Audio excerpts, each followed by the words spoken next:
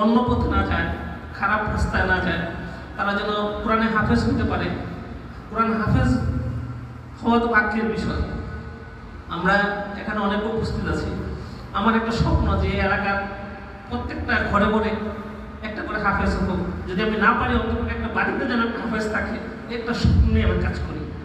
আমি সেই কাজ করতে করতে আমি বর্তমানে দেখছি এই কারাচনকান্দি গ্রামের প্রায় বাড়িতে হাফেজ হয়ে যাচ্ছে ইনশাআল্লাহ। আশেপাশে গ্রামগুলিতেও দেখবেন প্রায় বাড়িতে হাফেজ হয়ে যাচ্ছে, একমাত্র আপনাদের সহযোগিতার কারণে। তা আমি আপনাদেরকে অনুরোধ করব, আপনারা যেভাবে আমাকে সহযোগিতা করতেছেন, প্রতিষ্ঠানকে যেভাবে সহযোগিতা করতেছেন, আপনারা আমাদের পাশে থাকবেন। আর আপনারা পাশে থাকলে আমাদের এগুলি সম্ভব। আর আমি আরেকটা ব্যবস্থা রাখছি এই ছাত্রদের জন্য, যে কেউ হাফিজি লাইনে পড়বে না, আলিয়া লাইনে পড়বে। ওই আলিয়া লাইনেও কিন্তু আমি সারাক্ষণই আমাদের এখানে আমাদের প্রিন্সিপাল মহোদয় উপস্থিত আছেন, আমাদের আলিয়া মাদ্রাসার আপনাদের সবার সুপরিচিত অধ্যক্ষ মৌলানা দেওয়ার সাহেব উপস্থিত আছেন।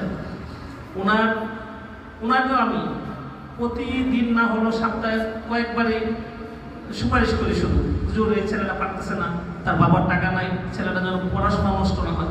এই ছাত্রী তার বাবা টাকা দিতে পারতেছে না, তার জন্য পড়াশোনা নষ্ট না হয়।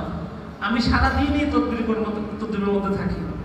আমি আপনাদের কাছে দোয়া চাই, আমি যেভাবে কাজগুলি করি, আমি যেন আপনাদের পাশে থেকে আপনাদের সকলের সহযোগিতার জন্য কাজগুলি করতে পারি। আমার জন্য দোয়া করবেন। আমার মাঝে কোনো ভুল ত্রুটি থাকলে ক্ষমা সুন্দর দৃষ্টিতে দেখবেন। আমি চাই অনেক দূর এগিয়ে যেতে।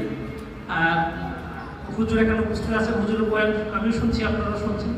আলহামদুলিল্লাহ খুব ভালো বয়ান করেন।